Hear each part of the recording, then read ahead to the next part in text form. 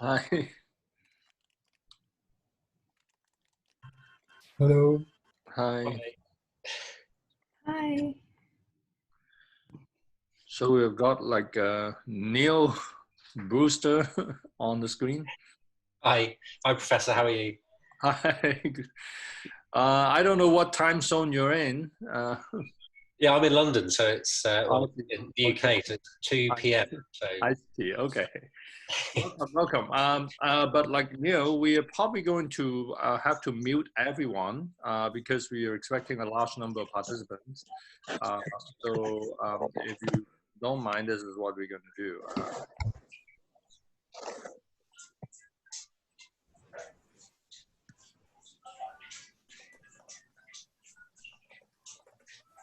And Crystal, I think there are like people who are like continuing to log on. So you just have to hit all the time. I think there are more people coming in now. Hello. Hi.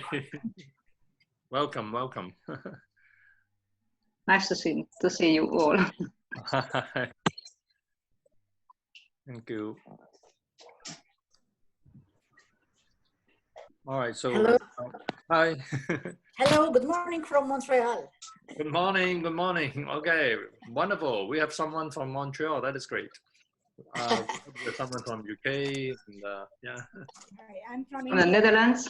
Oh, from the Netherlands. Wonderful. Thank you. Welcome, welcome. Hello. Okay, so we will be starting, and I just want to apologize to people because we have a large number of participants this. Well, I shouldn't say morning because, like in other parts of the world, it's probably in the evening. We just want to welcome everyone, and we have to apologize because we probably will have to mute people first, and when you want to talk, you can either text in the chat box or you raise your hand. Do you find the raise hand button? Mm-hmm. Yeah. Okay, that is great. Thank you.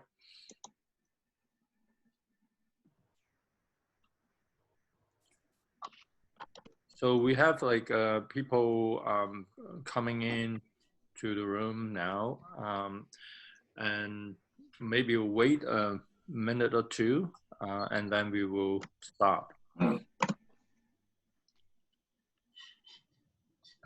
Oh, cool. All right, wonderful. All right, we have someone from Russia as well. Anna Bolina, thank you. And then with someone from Indonesia, Turkey, Pakistan, Thailand. Hi, I'm from Dubai. Hi, welcome. Hi, from Italy. Wow.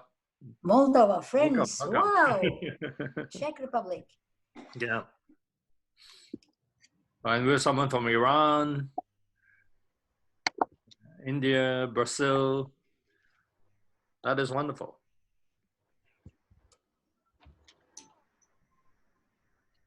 Canada. Nepal. Oh, India.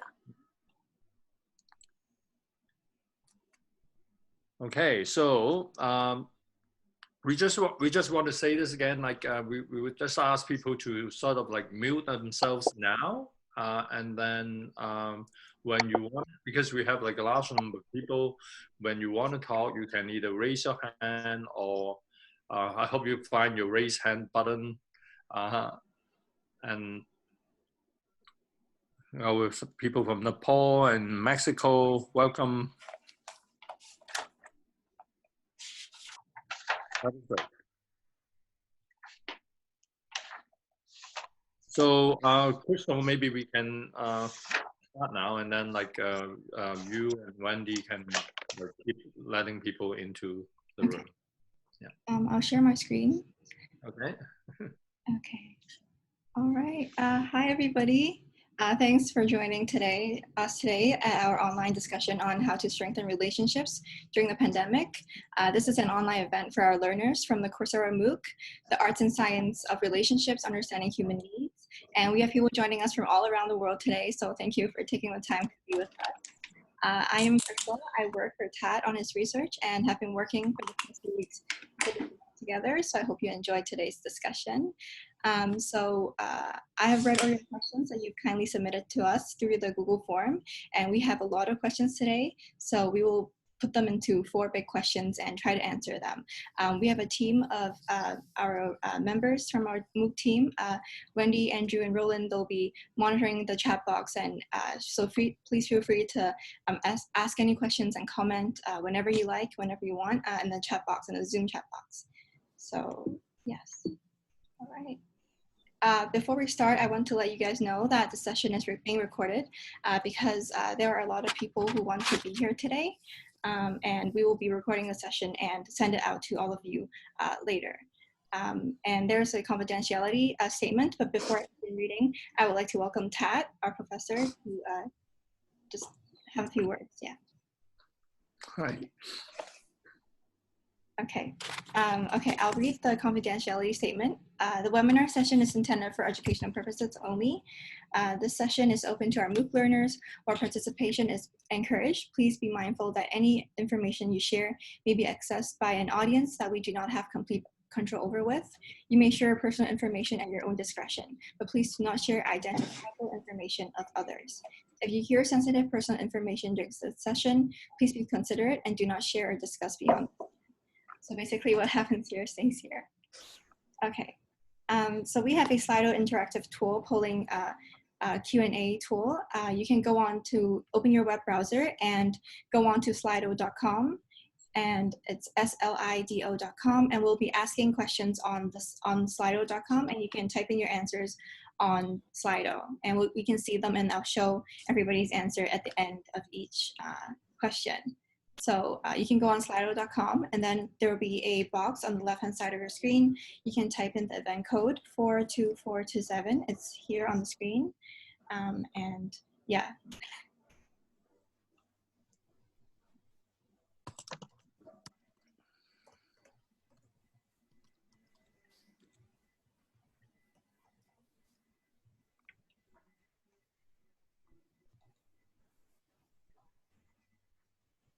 Yeah, members from our team can also type in the website in the chat box, so if it's easier to find it or to click onto it.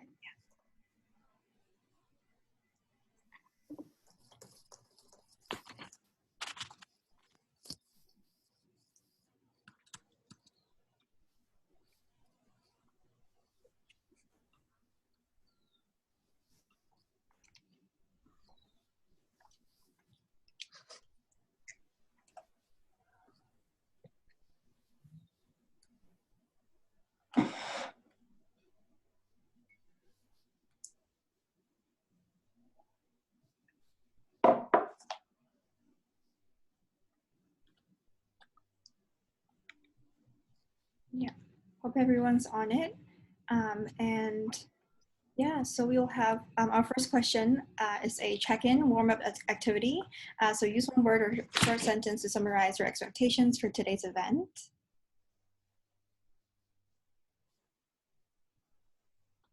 And then I'll share screen to, yeah, we're seeing responses right now, so I'll share.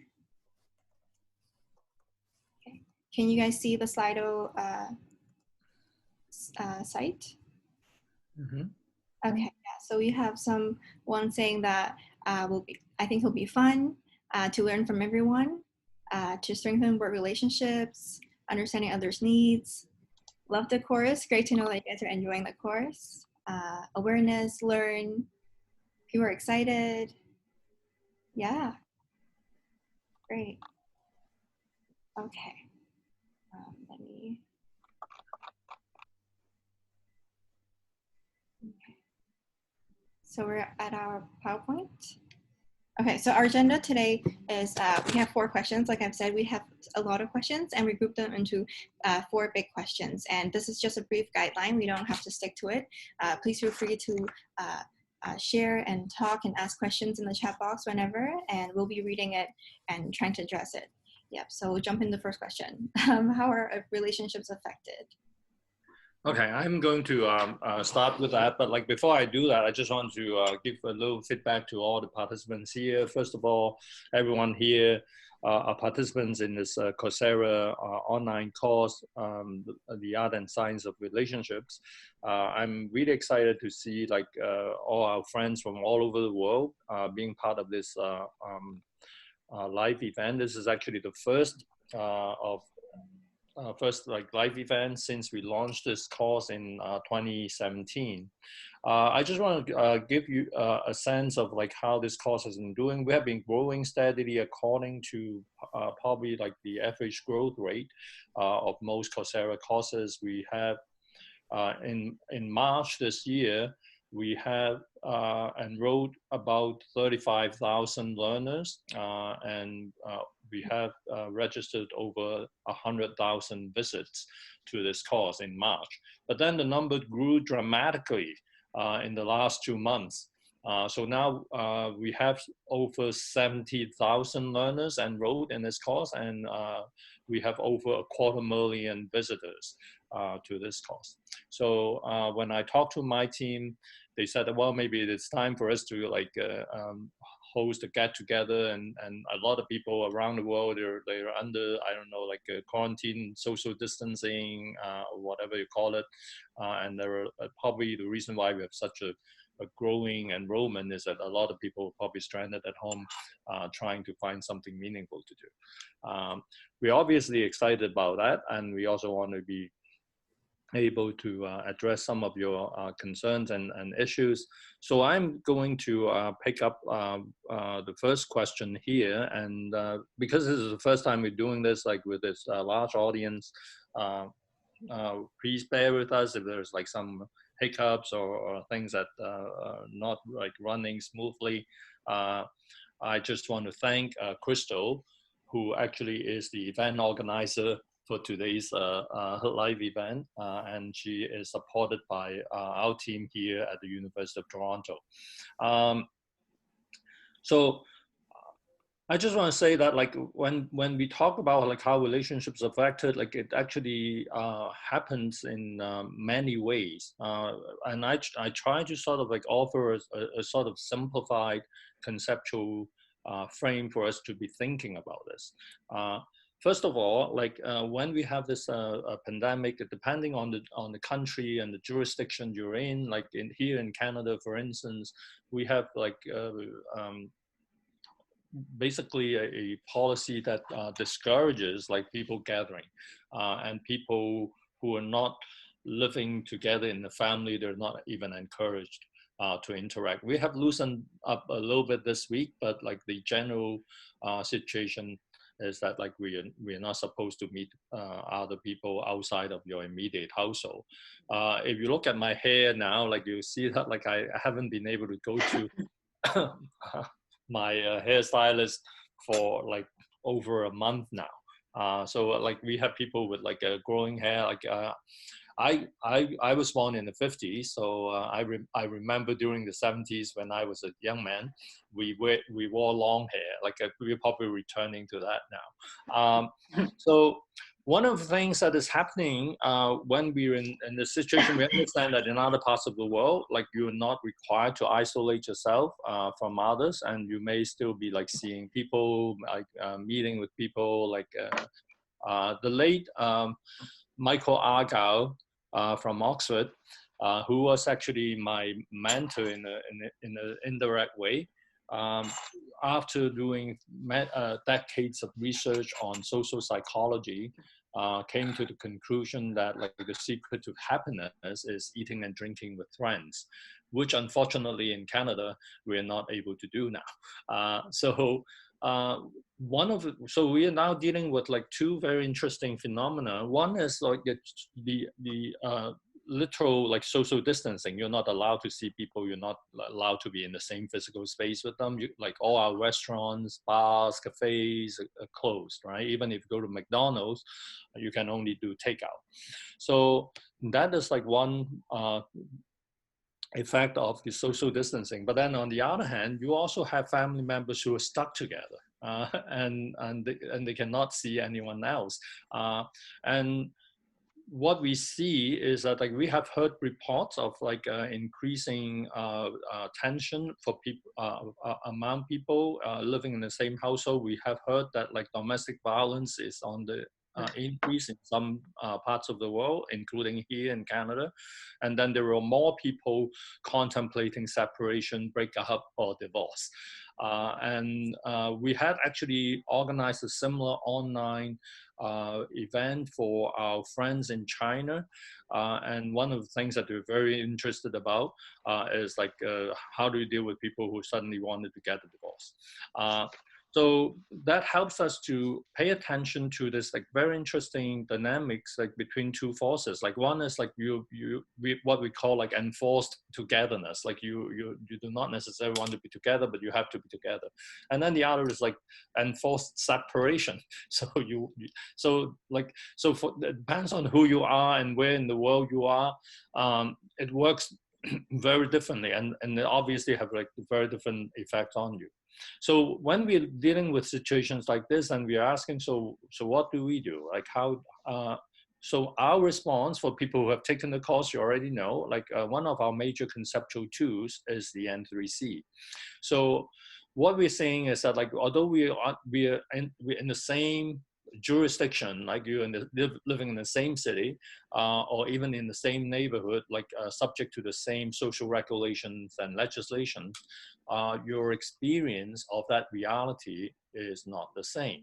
Everyone experiences that differently. And what are the main dimensions of difference?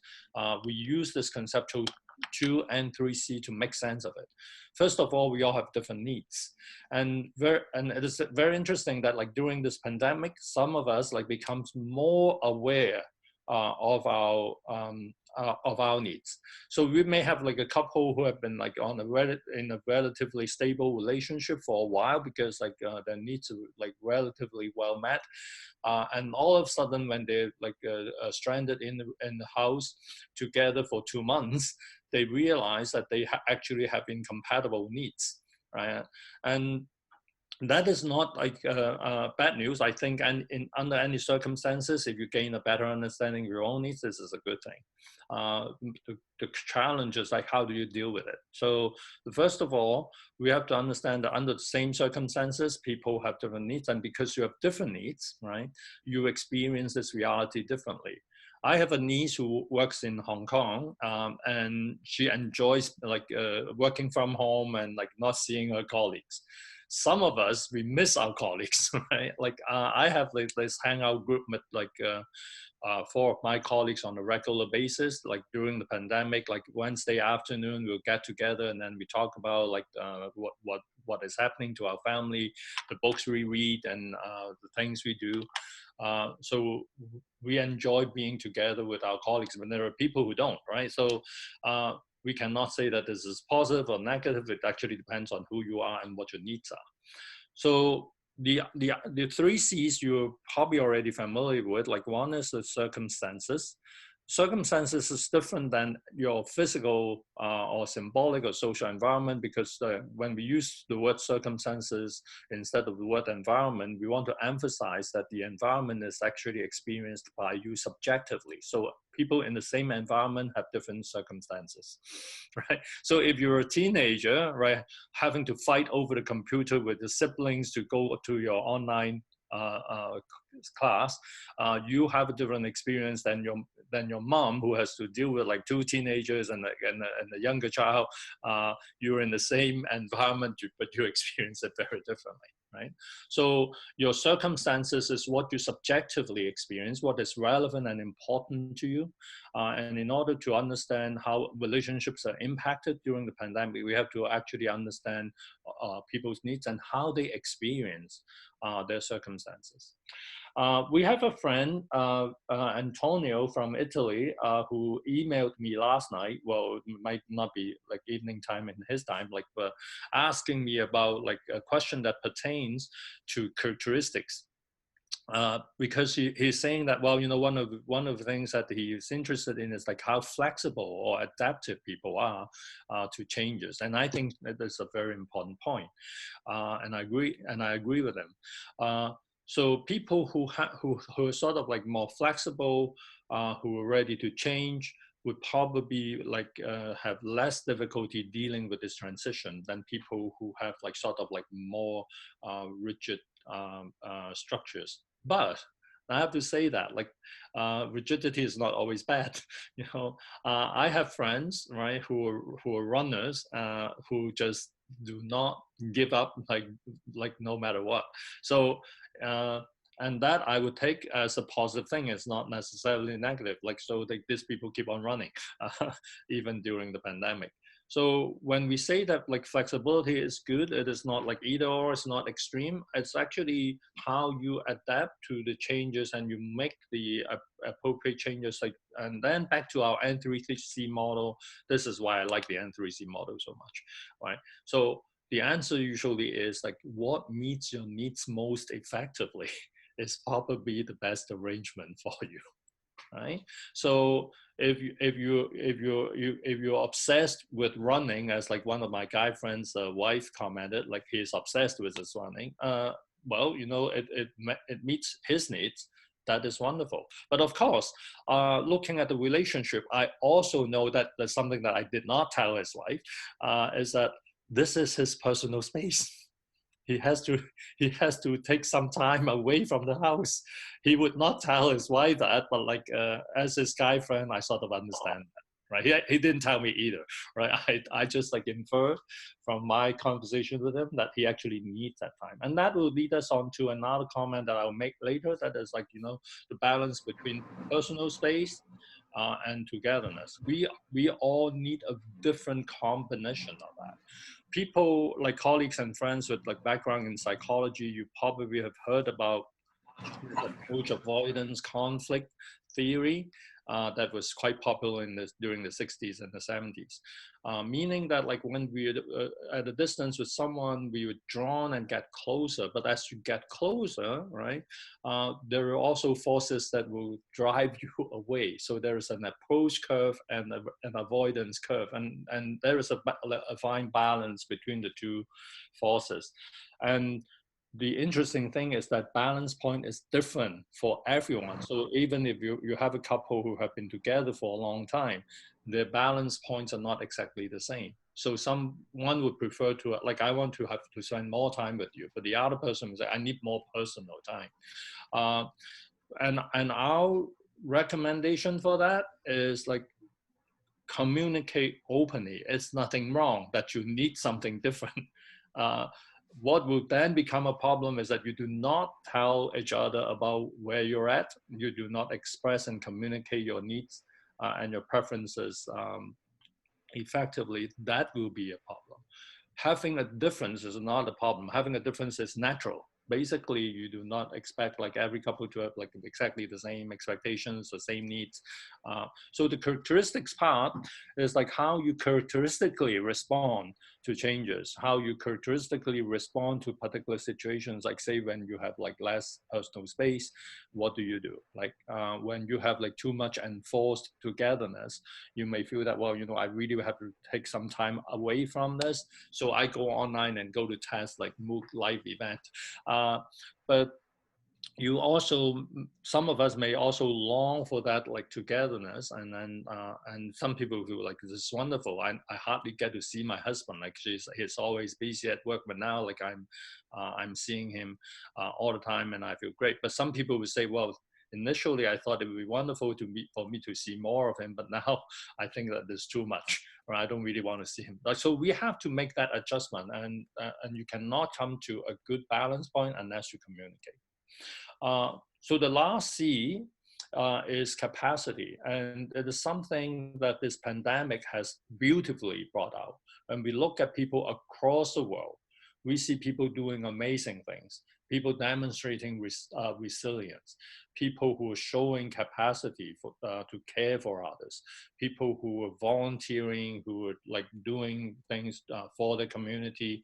We see that happening in basically every country that we care to look into. So the challenge brings out some good parts of ourselves. and we should value that. We should cherish that. We should congratulate ourselves for that. But then when we're talking about a relationship, one of the things that we should do is that we should appreciate the capacity of our partner, like whoever we're in a relationship with. We should be like looking not only at their problems, but we have to have faith in the fact that like every human being is endowed with some capacity. And if we can explore that, we can try to even develop that during these challenging times. It would be something that we would feel wonderful about when we look back, hopefully like soon in the future. So that is like my sort of like general approach to this. And the key message here is you have to understand your needs. You have to strike a balance between, you know, like the need for togetherness and the need for personal space. And the key to that in any relationship is open communication. I'll stop here and let my team members tell me what I should do and to be commenting on, because they are looking at your messages in the chat box while I'm talking.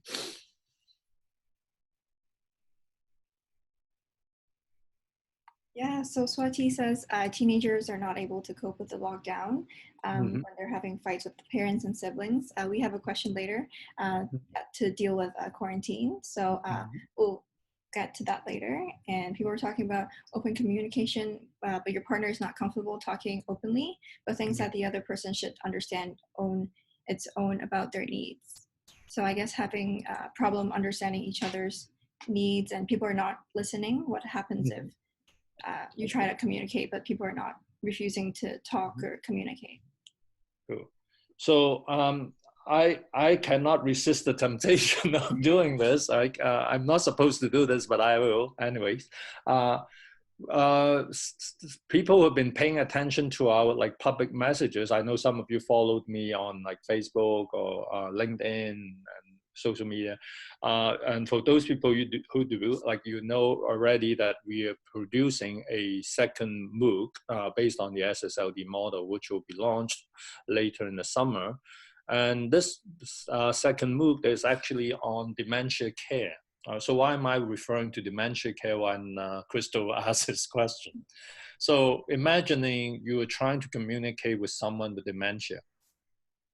Right, when you say that, like, some people do not want to communicate, or people who cannot communicate, right? So what we've learned over the last 5 years, we work very intensively. My team here, many of them actually have participated in this like play intervention with dementia program that I created back in 2013. So this is like a challenging task, but like it is doable. So when you are committed to communicating, the first important thing is, well, I think many of you already know what's the word, right? Like, guess, like type it into your chat box. When we want to communicate, the first most important thing is what? Thank you, Haruna. Okay. All right. Like, oh, so you see, right? So yeah, like the first important thing is listening, right? So your partner may not be comfortable telling you directly, like, okay, like, honey, this is what I need. But if you listen carefully, right? When someone is complaining, right? Well, I got bored, right? So if you listen carefully when someone tells you that I get bored, like, if you have been trained in SSLD, you can translate this, right? So someone gets bored, so what does this person need? So this person needs stimulation, activity, right? In a subsequent slide, like that Crystal will be showing you later, we have this concept, this word, right? And you probably have come across it if you pay attention in the MOOC. I used it quite often. This is the word happening. So we need something happening in our life. We need happenings in our life, right? So when someone says he's bored or she's bored, like we ask, so what does he or she needs, right? And if you have someone who like keep asking you the same question, like, do you love me? Do you love me? And you get mildly annoyed, and you say that, why do you ask me the same questions over and over again? Well, translate that. If you listen carefully, you translate that, and then you know that this person is not questioning your love. This person needs reassurance, right? The person may be like feeling insecure, or the person wants, the person wants to see like some new expression, so renewed expression of love. So if you understand that, right, instead of like feeling annoyed, okay, like, why are you asking me this question? Like, I answered you like 5 minutes ago. You can then come up with a different way of communicating. And it is also important when we're listening, like listening is just a concept, right? And when we talk about listening, we also talk about paying attention. We are also talking about paying attention to what the person actually does, paying attention to how the person does things. So it also includes careful observation, right? So if you combine the two, you have a good chance of like getting to understand the person's needs. And then it comes to the third part, right? Which is, well, I'm using like academic jargon here, but like it's actually pretty simple.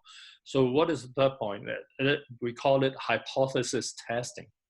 So some people, right, and for people who have taken my course, you know that like I have talked about this fantasy that a lot of people have. That is what we call the mind reading fantasy.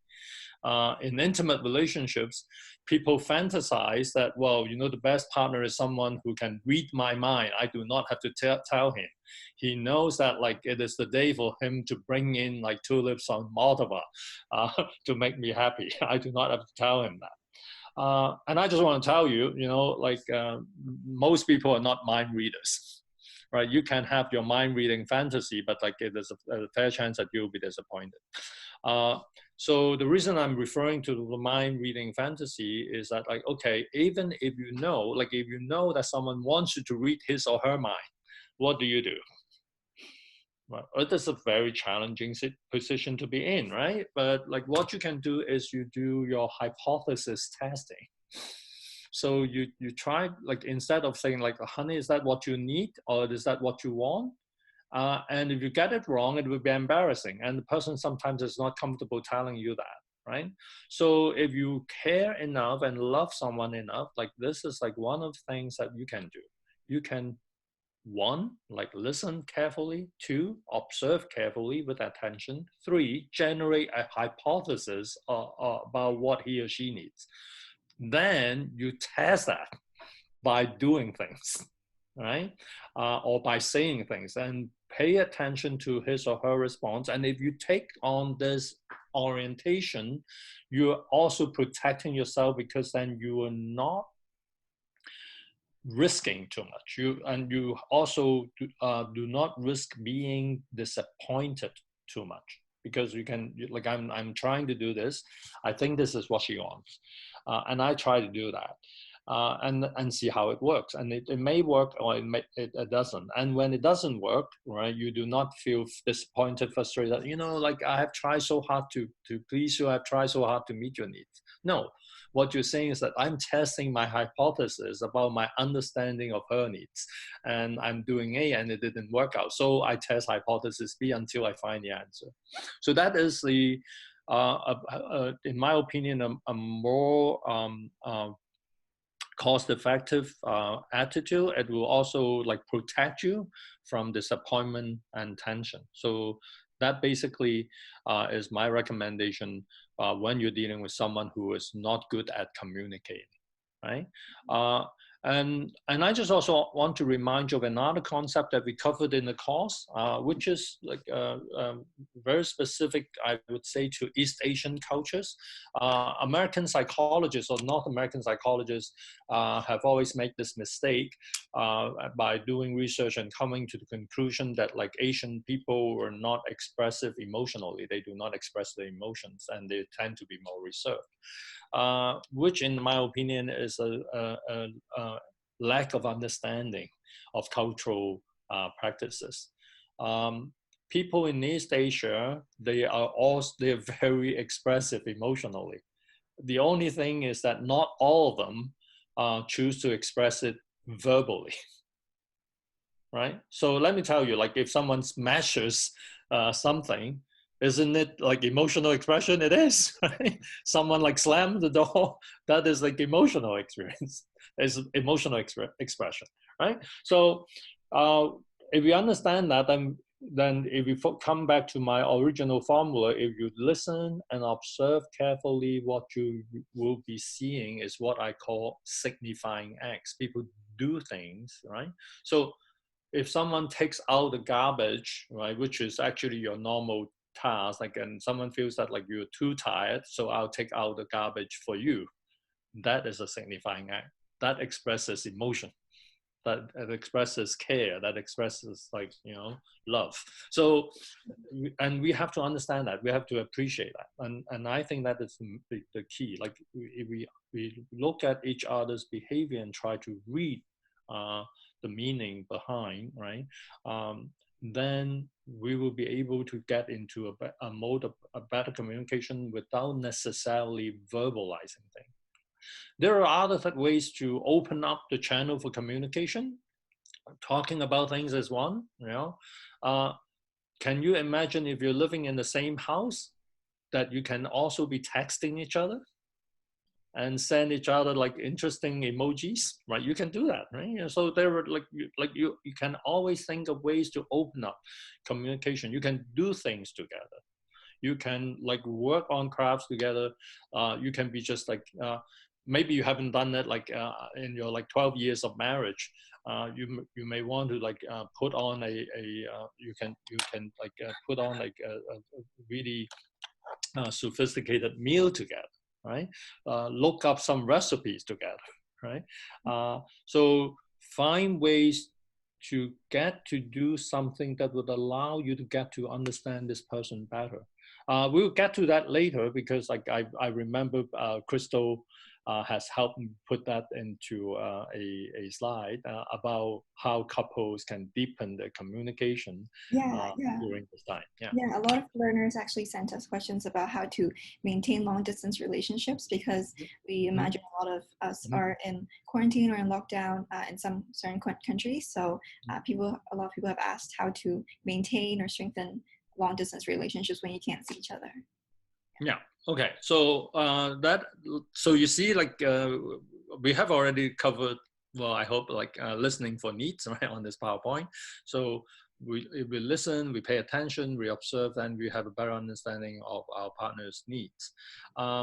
So coming to establishing intimacy, we have to first understand what is intimacy.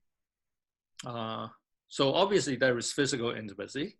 And when you're isolated, when you're you're distant from each other, then maybe you cannot experience the same kind of physical intimacy.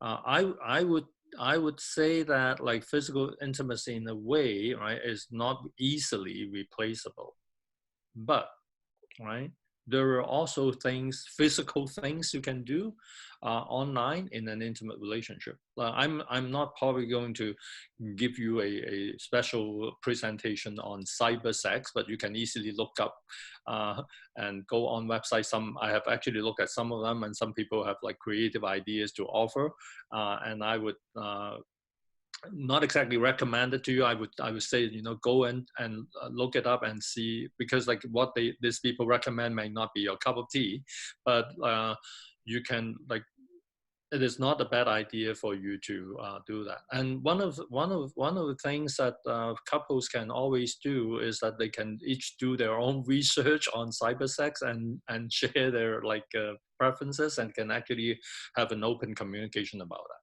So physical intimacy is not totally out. It is compromised, it is restricted, it is like annoying and can be frustrating.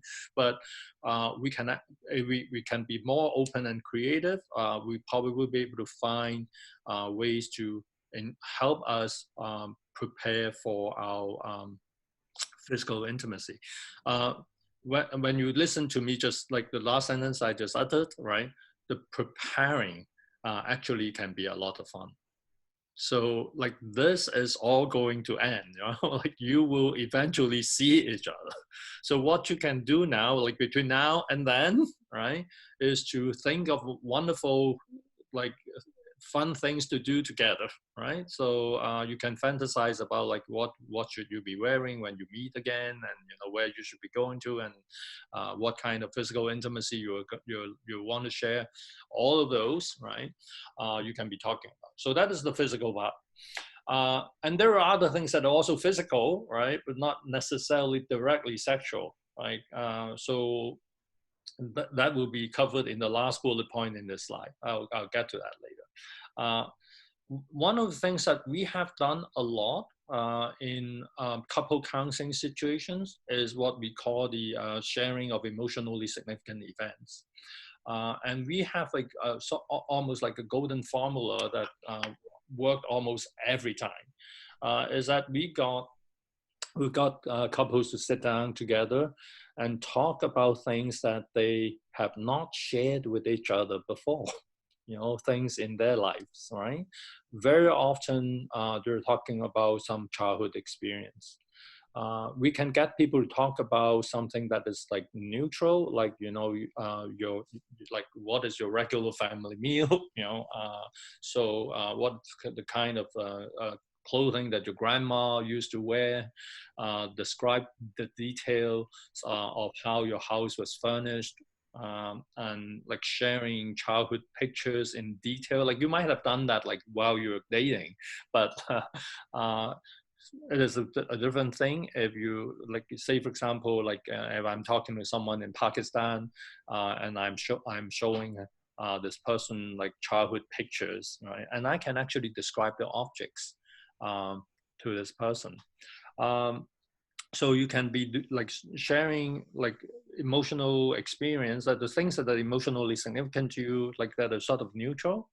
And then we usually move people from talking about something that's neutral to talking about something that is positive. Like think of the first time that you're excited, right? The first time you feel wonderful about yourself, the first time you feel great about yourself. Or the sweetest thing that your father or mother has done to you, right? So, so that is the second part. For people who have experienced in couple counseling, you probably have already anticipated this. Sometimes when you ask couples to do that, you get into the situation when one or sometimes both of them, I really do not have anything positive to say about my father, right? So that is, so don't stop there, right? That is not negative. Then it will open up the opportunity for the couple to talk about negative experience in their childhood, right? And I remember, like, you know, if you do not belong to my generation, you probably have never come across that. There was a film by, I don't know, like people know who Simon and Garfunkel are. Okay, so Art Garfunkel, pop singer, but he also like starred in movies, and one of his films was called Bad Timing, and then there was another one, I think it's called Carnal Knowledge or something. Back in those days, because everyone went into psychoanalysis, that was in the 70s, right? Everyone, well, I shouldn't say everyone, but everyone in North America maybe went into psychoanalysis, and in Europe too. And it was very common among intellectuals and educated people. It was almost like a joke that like we share when we're in college. That is like when you go out and date, right? What is the best thing for you to do, right? So the saying went, right? Tell her about your unhappy childhood. But it actually has some truth in it. Like when someone gets to understand you well, the person will get to know about some of your negative experience growing up. Some of them might even be traumatic. But being able to talk about them with someone that you feel intimate with actually would significantly improve or increases the sense of intimacy. So this is like what we get couples to do in couple counseling. But now, like if you're like in like you're 10,000 kilometers away from each other, one of the things that you can do is to share stories, right? Share experience. And if you ask yourself, like if someone will have to get to know you well, what are the most important things that this person should know about you? And that is one of the recommendations that I will give to people. So you can see that like in the slide that Crystal prepared, that we have like building trust there. We're talking about multiple kinds of trust, right? And I just want to self-declare here, right? Because I am in support of sort of like more open relationships, but I understand that it is not everyone's choice. Most people, when they're in long-distance relationships, they are very often worried about, your partner cheating on you. Like we actually dealt with that in the course as well. And this is why the issue of trust is important, right? And we have to also appreciate the fact that when someone is isolated or separated from his or her partner in a distant place, many people would be tempted to enter into some form of intimacy with other individuals. And I just want to be very upfront with that. Like it happens a lot. I would even say that like it happens more than we believe. So we have to understand that like when this happens, how we make sense of that is important. Very often, because of the heavy influence of the social scripts around us, like we immediately jump onto like the whole cheating drama gets triggered. So like he or she is cheating on me, so that means he or she is not a good partner. He or she has done something bad, and I should feel upset about it. And many of your friends will be telling you like you should leave him or her, right? So that is the social script around you. I'm not saying that there's anything wrong with it. If that is your script and this is like what you believe in and you do what you want, I have no comments. But I just want you to like step back and think about it. Like as human beings, like you look at it from a distance, right? You have some emotional distance, and you understand that, well, it happens. It happens a lot. And so what does it tell us? It tells us that like people are just trying their best to meet their needs, right? So if you understand that, you can actually have like a better, more open conversation with your partner. So how do you deal with those needs, right? When you feel lonely, what do you do, right?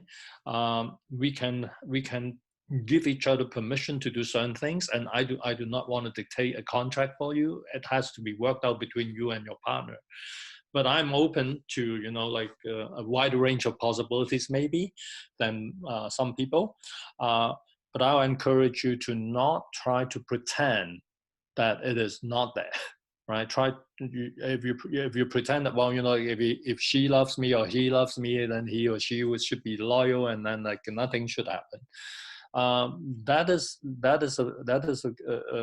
your fantasy, right? And you look at social research and look at like what is happening.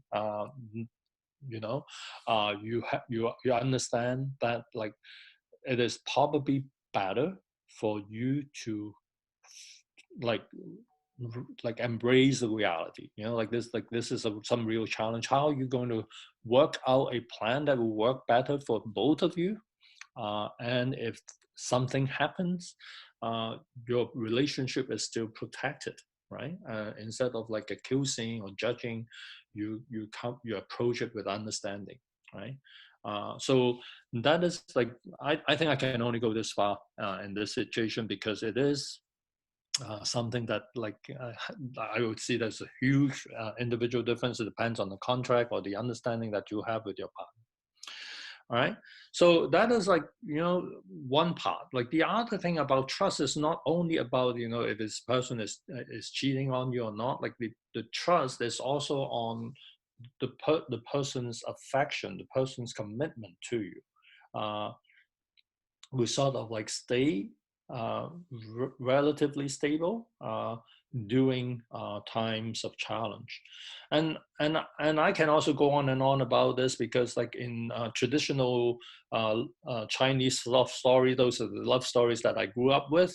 People talk about long time periods, and I just want to like impress this on you. When those stories are written, the average life expectancy of Chinese people were less than 50 years. So most people do not live a long life. Like the average life expectancy of the Chinese people in 1945, right after the Second World War, was below 45. So when people talk about being separated for 3 years or 10 years, right, you're talking about a more significant proportion of their lifetime, right? And then when you look at like separation now in the North American context, people go to, oh, well, like you're going to work in Montreal for 6 months is a long time, right? And people start worrying about the stability of the relationship, right?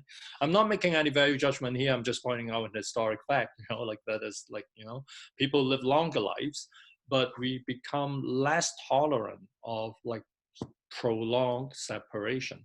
And there is something to be learned about, long-term relationships and dealing with physical separation. And we will always go back to the N3C. Like you have to look at your needs, right? And how your needs can be met, right? How your needs and your partner's needs can be met when you're away from each other. If you have an open communication like what we just touched on before, and you negotiate a contract that works, right, between the two of you, you have a better chance of keeping that relationship. So that is like what I want to do there. And now I want to come to something sort of like lighter. I think the previous discussion is kind of heavy, I know, but like something lighter that's like, what are some of the things that we can do, right? To sort of like spice up our relationship, right? Make us more happy so that we can enjoy our relationships more. I have already talked about happening before. So we may want to spend some time talking about happenings, right? Creating something that is out of the ordinary. And I just want to again clarify this, because we have talked about it a bit in the MOOC that you have taken, and we actually will be covering the same topic with people with dementia and the caregivers. It's actually a very interesting part of human life, almost regardless of who you are. There is always a balance that we have to strike between routine, because routine can make you feel safe and secure, and happenings can get you feel excited. Some people want to have a lot of happenings in their lives. Some people don't. Right? So again, striking the balance is important. But like in case if you want to do something, right? So if you want to do something creative, how do you do that? One of our team members, Andrew, is actually prepared to share something with you here, but I want to give you the opportunity to share your stories first. I don't know, like anyone who has like thought of like, who have done things like during the pandemic that you think that's creative, that's fun, and that is good, that helps to strengthen your relationship, we would invite you to share that here on the chat box.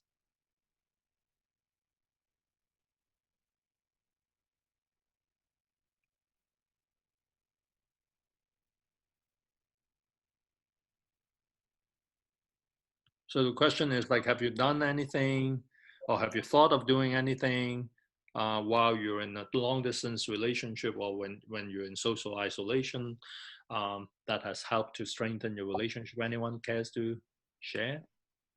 Oh, me and my boyfriend, we take this class together. Cool, thank you. Anyone?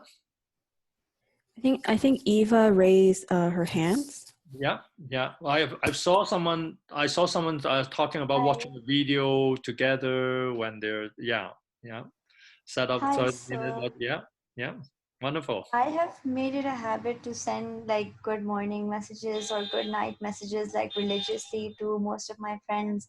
And Mm, sometimes I would just paint cards for them. Well, mm-hmm. I'll hold on to until the lockdown is over and then I'll hand it over to them like letters and cards that I write. Cool. That is wonderful. Yeah. Okay. Like someone is like taking a language course in Spanish together. A game of 20 questions. Okay. That is wonderful. Okay. Yeah. So, Crystal, like, have you got like Andrew ready to share? Yeah, Andrew is here. Are you? You can share anything you want. Okay. Hi, everyone. So yeah, one thing that I did with my partner, it was her birthday recently, and I essentially used Zoom to plan a surprise birthday party for her. So what I did was I reached out to a bunch of her friends, a bunch of her common friends, basically told her that, wanted to have a video chat and just because I haven't seen her since we've all gone into social isolation, and basically started talking with her, and then had everyone join into the Zoom chat, and then after a couple of minutes just admitted everybody, and we all sang her happy birthday, asked her how her day went, and just just shared like some stories, and it was a lot of fun. That's great. Thank you, Andrew. So Andrew is a graduate student at our faculty, and he has taken a few of my classes. And like last time when we were chatting about this, like he shared his story, and I thought it would be good for him to be telling you about it. And I've seen quite a few brilliant ideas like in the chat box. What I'll do is that I hope we like. Crystal, is it possible that we record the text as well? Is there a saved version of the text? I think so. Yeah. Yeah. So we can actually send the text file to people on email for people who have participated. Yeah. Yeah. Okay. So now I'm going to talk about like another exercise that we have mentioned in the course, and it is actually in the textbook. I realize that not everyone got the textbook, but like if some of you have indicated interest in wanting to learn more about SSLD, and I would suggest that like a good way to start is actually get the book and read it, and so in the book, right, actually like I think it was page 198, we described this 3D exercise. We call it the 3D appreciation exercise. So 3D stands for discover, document, and display. So what we would ask partners to do is to, like, through recent interaction, discover something that you really appreciate about your partner. It may be like something creative or something nice, something compassionate that he or she did, right? And you document it, you write it down, and then based on what you have discovered in your list of like nice qualities about your partner, you create an event that you will be displaying your appreciation. Right? It can be like a surprise birthday party like the one that Andrew organized. It can also be a special event that you create for that purpose. And you will make sure that like you will be effectively displaying your appreciation. For people in the family, like you can be displaying your admiration or appreciation for your partner in front of the children or in front of his or her parents. Like depending on your culture and your social context, you can create your own event. So and then there's like this like virtual communication. We have like people already coming up with a lot of brilliant ideas, and some people have like shared with us their experience in the chat box. We probably won't have time to read everything out, but I don't know, like Wendy and Roland, you're reading the messages in the chat box. I just want to ask Wendy, maybe to just like read out maybe one or two that sort of like struck you the most. Yeah, I think here, I think this is a great idea. This from Sandy. She has been making a phone book to give to her partner when they get to meet again, which helps her pastime and also allows her to revisit some of the memories while looking through all the photos. Wow. Okay. So I imagine it is probably not a phone book, but a photo book, right? But that is fine. Yeah, but it's like that's a good idea. Yeah. So is there another story you want to share, Wendy, based on what you read? Yeah, actually, we've got a lot of great ideas. Some of the participants were saying they cook together, they do some nice dishes together, and let me see. Yeah, a lot of them are saying organize pictures and make memes out of them, which is good for inside jokes. That's a great idea. Cool. That's wonderful, and I want to thank people for sharing those stories.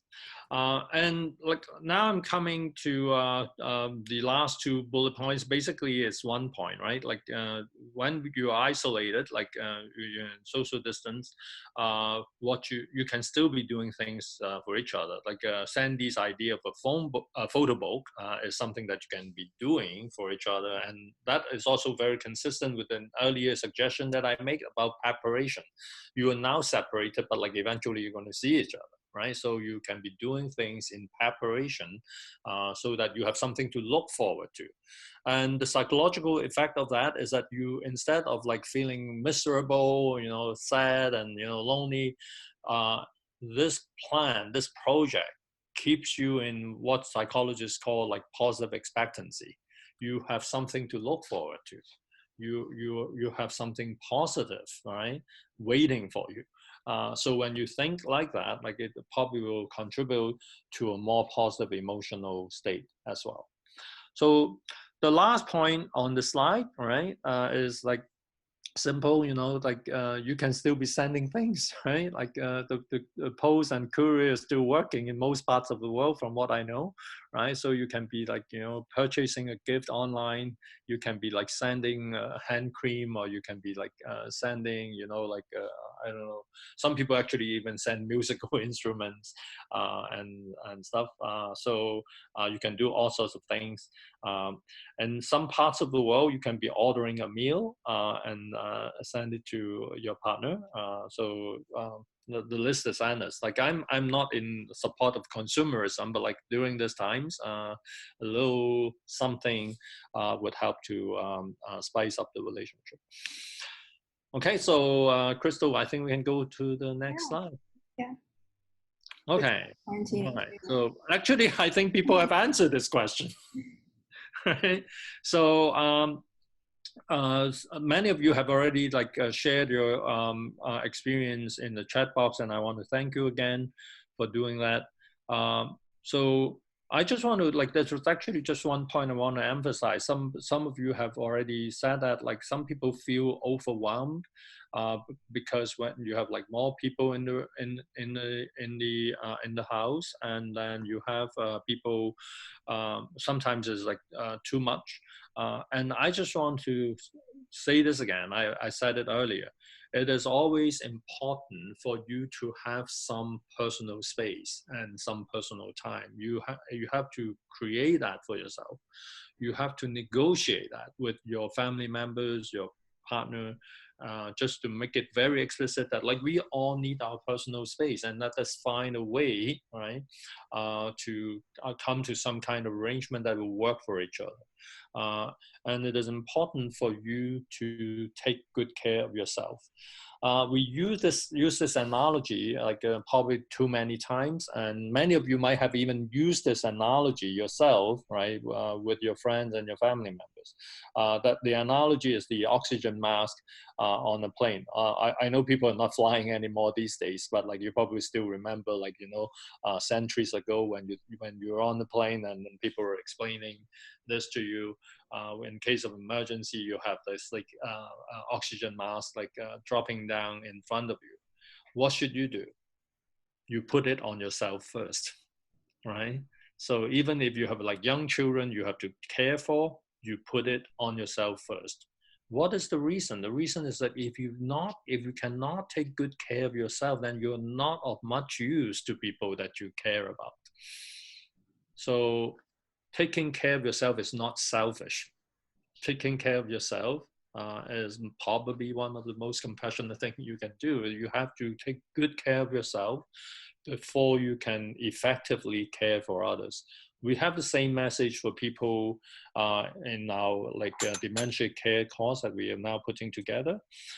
So just make sure that you're taking good care of yourself. When we say taking good care of yourself, it means taking good care of yourself physically. It also means taking good care of yourself emotionally.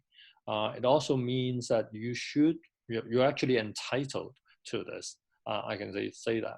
You're actually entitled to moments of joy and moments of pleasure, right? So like doing that is not wrong. When it becomes a problem is that like you're only exclusively focused on your own needs and you're not paying any attention to the needs of people around you, then it becomes a problem. But to take good care of yourself and pay attention to your own needs so that you're better able to care for others is not wrong. It's actually a very good move. So that is the key thing that I want to emphasize. The other thing is like whatever you want to do now, like whatever plan you've set up, whether it's like exercising or eating a healthy diet or whatever, I just want to share this experience with you. When we are working with the SSLD model in other fields of application, we deal with people with chronic problems. For example, we also have a program developed for sleep management. We have a program developed for weight management, and all across all these, there is like one thing that is very salient to us. That is like whatever you do, if it is socially facilitated, you have a better chance of sustaining it. It can be running, it can be, you know, eating healthy. Social facilitation means that like you get support from people you know, from people around you. They're supporting you. They are also paying attention. They're also watching. And this is why people use like applications that allow them to share like their workout records with people, comparing or benchmarking their daily activity against others. So social facilitation is something that you should build around yourself. Like, so if you listen to Andrew's earlier story about the surprise party, right? It's important that you have a network of friends who actually share your value, who are willing to be part of whatever you want to do. And that is important. If you don't have this social facilitation, like you have no surprise party. So this is why it's important, like, you know, like I'm like raising these points to you in sequence. So first of all, take very good care of yourself, right? Understand your own needs, pay attention to the needs of others. But once you have got a good understanding, build a network of people around you who will be supporting you and what you want to do. And then the last point, I'm repeating myself, like whatever you do, like we always value open communication and explicit contracts whenever possible, like telling people like, this is what I want, this is what I expect, this is what I prefer. I also want to understand what your needs are, what are your preferences, and we can like work something out together. Yeah. Yeah, So and Crystal, is the next slide the matrix? Yes. Okay. Right. Okay.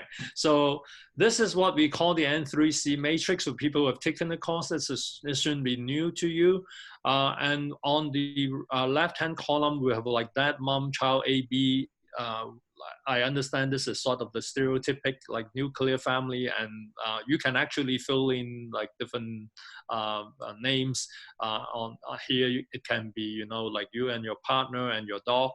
It can be like you and your partner and your partner's child, your partner's parent. It doesn't matter like who these people are. Make sure that yourself is in there, right? And then you sort of like map out each person's N3C. And once you have this matrix, right, it will give you a better sense of what you might be proceeding to do. The other thing that we have sort of learned from the past in family therapy and family counseling situations is that like we actually put the N3C matrix on a flip chart or a whiteboard, right, on an iPad screen, depending on what you have, and let the family look at it and work on it together. It usually facilitates a good open conversation and mutual appreciation of each other's needs and circumstances and characteristics and capacity. Usually turns out to be a very positive process. And this is something that I would recommend to you. You do not have to be a psychotherapist or a counselor to do this. You can actually sit down with your family and like fill out this table as an exercise or as a game. And people can talk about this. Yeah, I see some people mention having problems communicating with teenagers at home. I guess we can use N3C with teenagers too.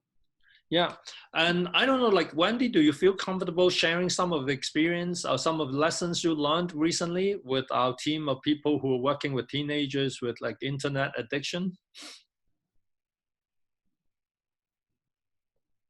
Is Wendy there? Yeah, you mean the how parents learn about the N3C and with the children? how the social workers in that project like reach out to family and help them you know develop how they engage with these teenagers and how they help the family, the parent and the child create a meaningful conversation and later a meaningful relationship. Like there are some interesting success stories I know that you have been like looking at. Yeah, for sure.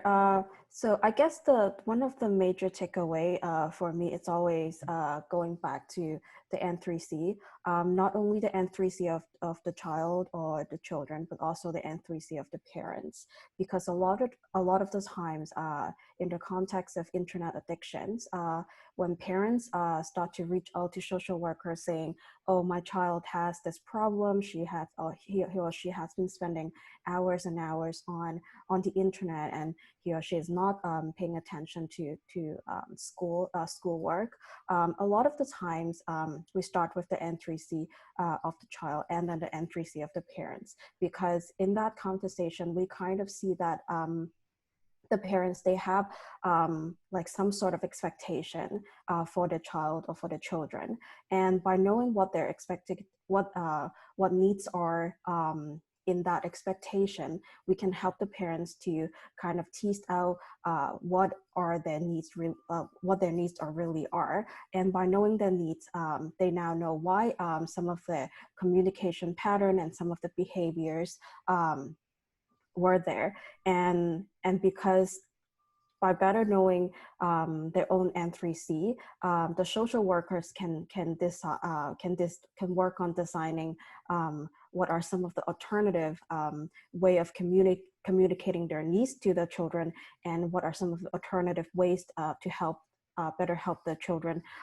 in order to address the unmet needs. So one example could be a lot of times some of the teenagers, they spend a lot of time online playing computer games because their needs could be wanting to socialize with people, but in their daily life that needs are not being met. So they try to find that needs through online gaming, through connecting with their peers online. So by knowing that, oh, actually my children need to socialize with people, the social workers and parents can start thinking about what are some of the other ways that can help my child or my children to connect with people.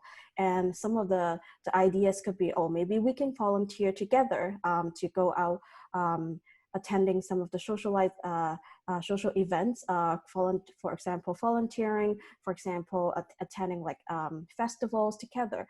So finding alternative ways to meet to address the unmet needs is always the key, and always this is the one of the major takeaways from the internet addiction project that I've been working on. Yeah, thank you, Wendy. So I just want to like tell people, like I know many friends here today, they've taken the course on relationship based on the SSLD model.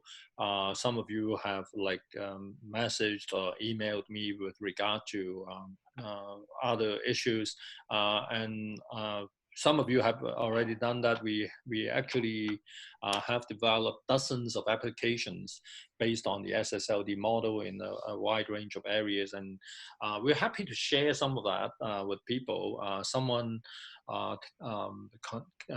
got in touch with me yesterday with regard to domestic violence and anger management. And I responded to that. What we will be doing in the future is that like we hope we will be able to conduct similar online events with you. How frequently I can't say at this point. It depends on our time availability, and I will talk to a team after today's meeting.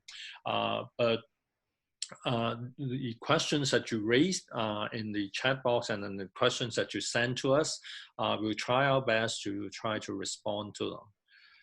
So Crystal, do we have another? This is our last question. Okay, yeah. All right, okay.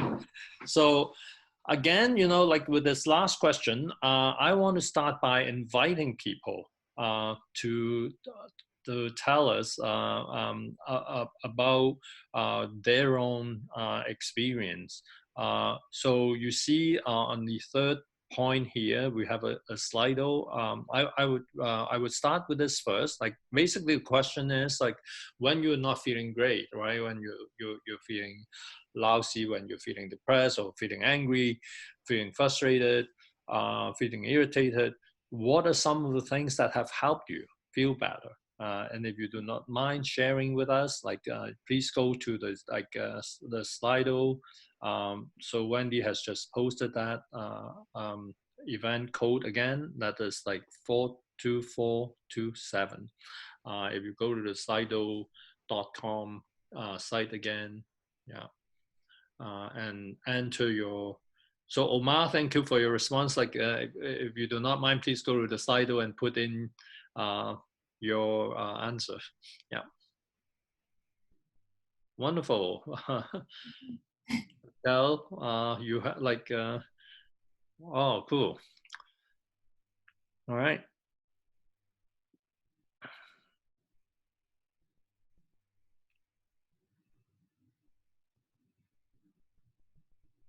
Yeah, so there are all types of different activities: yoga, reading, music. Yeah. Wow. Yeah.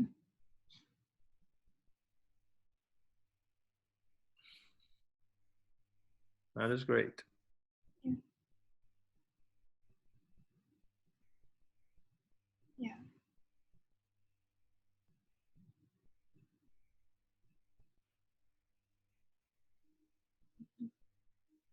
So if you see, like we can keep looking at this picture, but I just want to tell people that there are like a few things, right, that usually emerge as being helpful. Like music is something that comes up all the time.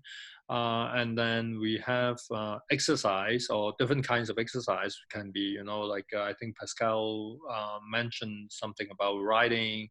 And then there are people who are doing like playing games, walks, and and then like meditation is like in various formats are also is also something that a lot of people do.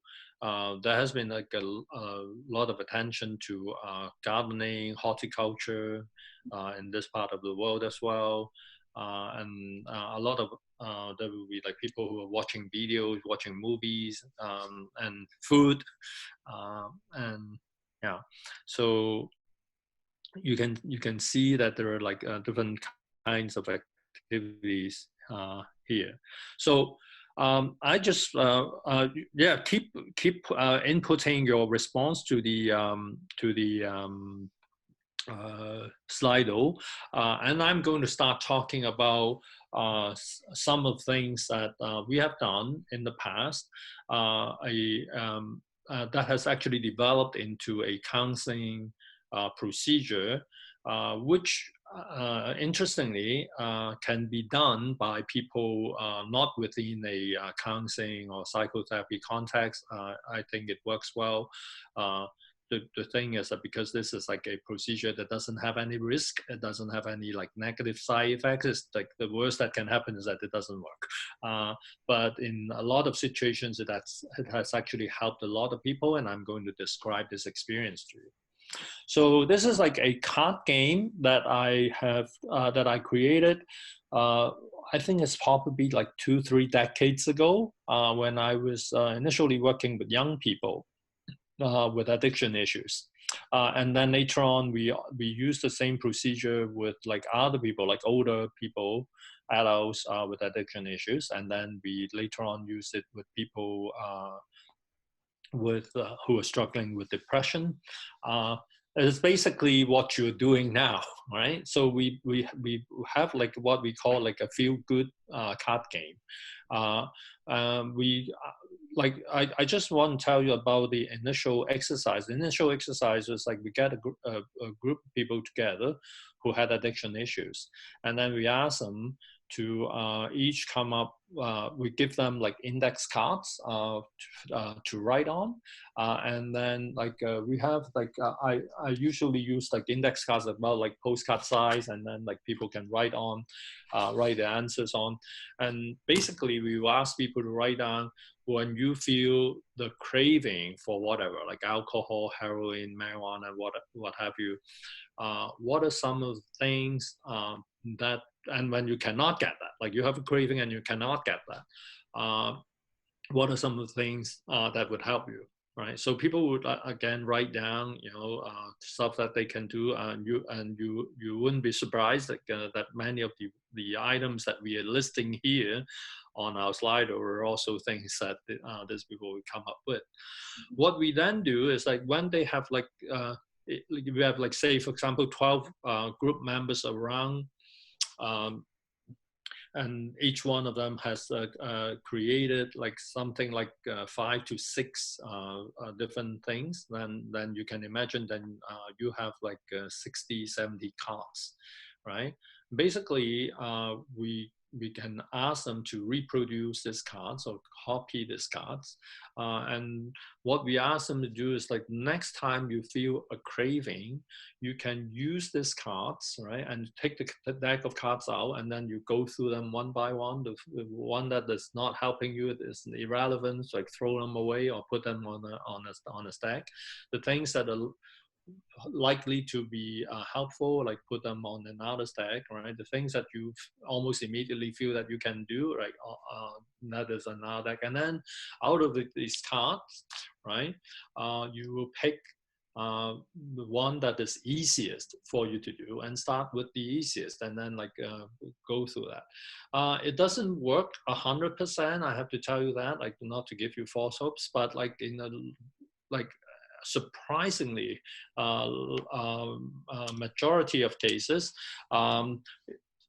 people have found it to be helpful. And when I looked at it later and I tried to imagine, so what actually is happening, I came up with this understanding. First of all, when people were struggling with like difficult emotions or addictions or depression, the worst thing that happens to you is that you feel that you are helpless, you are vulnerable. There is nothing you can do. You're not in control. The addiction is controlling you. The depression is controlling you. By getting people to play this card game, we're sort of like turning the tables. Like all of a sudden, you're in control. You have options to choose from, right? So that actually changes your mindset right there. And as I said, it doesn't work for everyone, but like a lot of people find it to be very empowering. And then their emotional regulation sort of also kicked in.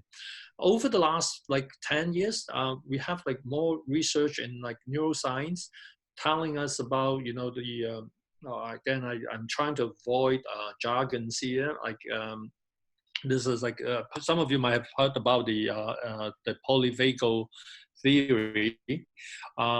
So but it's okay if you haven't, it is not important. The name is not important. The key thing is like when your brain starts to operate, to look at what you're going through, look at your own emotional experience. Like if by, say for example, by naming the emotion that you're experiencing, a different part of the brain is activated, and that will actually put you in better control of your emotions. So that is like one of the things like we can do. So this is like this like feel good card game.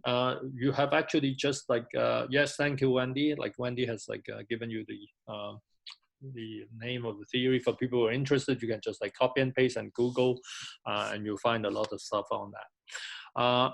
So what is happening here is that when you allow your brain to sort of like shift gears, right, from one mode that is like being passive, being helpless and vulnerable, moving to a situation where you're in control and you have like more options that would make you feel better. And the current neuroscience is telling us like just naming the emotion, like being able to name it will help you. And this is why for people who can writing about your experience, some of you have already mentioned that in your earlier response. Like people talk about journaling, writing, those are effective.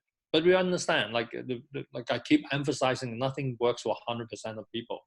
And this is why we have this card game, because you know if we have like a stack of cards like of like 50 or 60 options of people to choose from, then it ups the chance of people finding something that would be helpful. Like walking, for example, helps a lot of people, but like some people totally do not want that. Music can be wonderful for some people, and some people just do not respond to music, right? Gardening can be magic for some people, but some people don't even want to walk into the garden.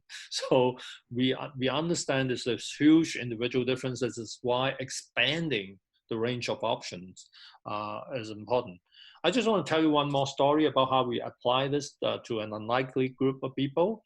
About 20 years ago, I was strongly advocating for long-term care facilities here in Canada, especially in Toronto and the Greater Toronto area, to pay more attention to the sexual needs of the seniors who are living there. The staff are usually they didn't even want to talk about it, right? Many of the staff are sort of like very, very cautious, right, about what I try to do, but like I can tell you with a sense of pride, like in the last 8 to 10 years, there's like things are beginning to turn around, and then we have like more like organizations showing interest and acceptance about, you know, like dealing with sexuality.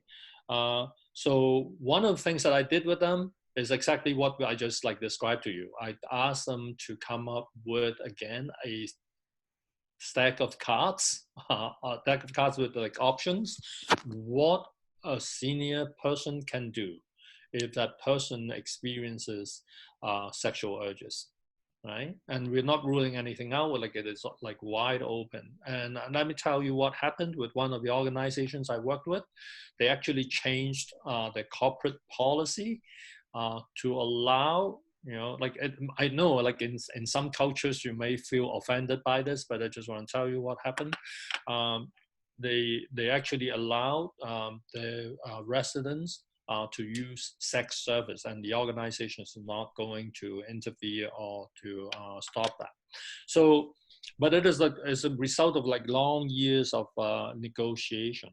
But what we're doing is that we open up the option for the seniors, and this is one of the things that I'm proud of. We actually have like published a manual on that for people who are interested, and in the manual we actually listed many of those items that appeared on the cards, things that like seniors can do to manage their sexual needs. So that is like along the same line. So what I'm trying to illustrate to people is that like the same set of SSLD principles that you learned in this course have actually been applied to a wide range of situations. Yeah, so I know that like Gina, for example, you're interested, you can email us, and then we'll see what we can do and see if we can like get you access to the manual. I'm conscious of time now, Crystal. So is that the last slide, or do we still have? Yeah, that is wonderful. Okay. Yeah, thank you, Tad. So I'm going to hand it over back to Crystal. I just want to tell people like how much I enjoy this. This is wonderful to have all of you here, and I'll hand it over to Crystal now. So thank you, Tad. Yeah, so hope you guys have answered, think that the questions are helpful. We have a information package ready. It's a Google Doc. Wendy will send the link in the chat box. So on the information package, we have some studies and some findings that we found relating to COVID-19 and relationships.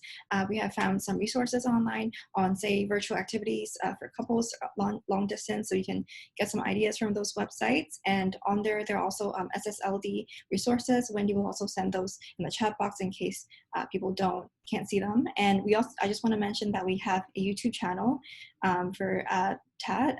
On the YouTube channel, we're looking to answer more of your questions in the future, and so stay tuned for that. On the YouTube channel, we have a series of SSLD videos, so feel free to go on and look at them. And lastly, we have an email, ssldmooc@gmail.com, so if you guys have any answers or questions or comments, feel free to email us. Yeah.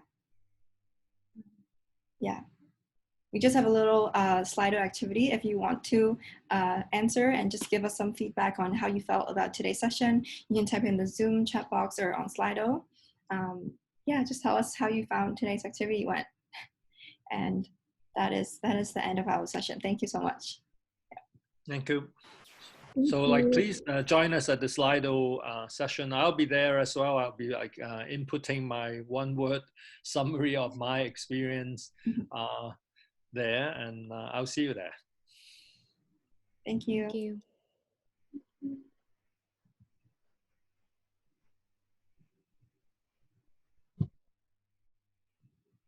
Thank you.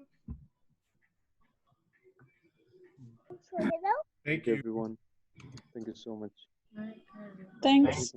Thank you so much. Thank you, everyone. Thank you, Professor. It was very nice. Most welcome. Thank you. Thank you. Thank you. Bye, everyone. Thank you. It was a lovely session. Thank you, everyone. Wonderful. Thank you. Bye-bye. Bye-bye. Thank you. Bye. Bye. Thank you. Yeah, where's the little one? I want to say hi to him. Hey, how are you? Hi, brother. Hi, brother. Fine, brother. Thank you so much. Thank you.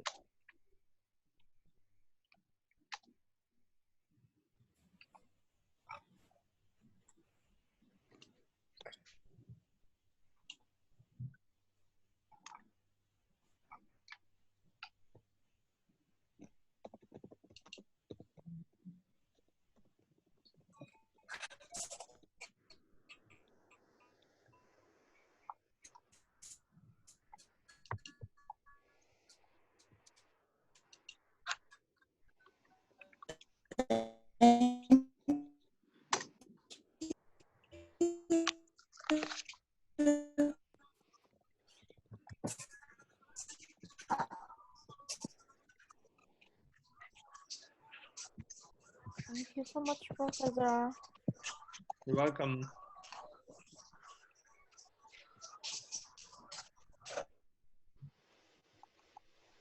Thank you so much. Hi, Jackie. How are you? I'm great. It's awesome. Wonderful. Thank you. Thank you so much. Thank you, Professor. I hope someday you come to Venice so I can come to some of your conferences there. Well, Thank you. I'm happy to be there. You know what? We actually have like quite a few colleagues from Italy. We have like someone like earlier on who actually works as a corporate consultant in Italy who got in touch with us. There's a couple of years ago and actually did some group learning with my graduate students, and then I mentioned someone by the name of Antonio. I don't like, was it you? I think it's like someone who emailed me, and yeah, like it would be wonderful. I'm happy to be out there sometime. If we can get something organized, I'm happy to come to Venice and do some work. Yeah, hopefully that would be awesome. Yeah. So please email us at that mailbox that Crystal gave out, and then we'll stay in touch there. Okay, thank you. Wonderful.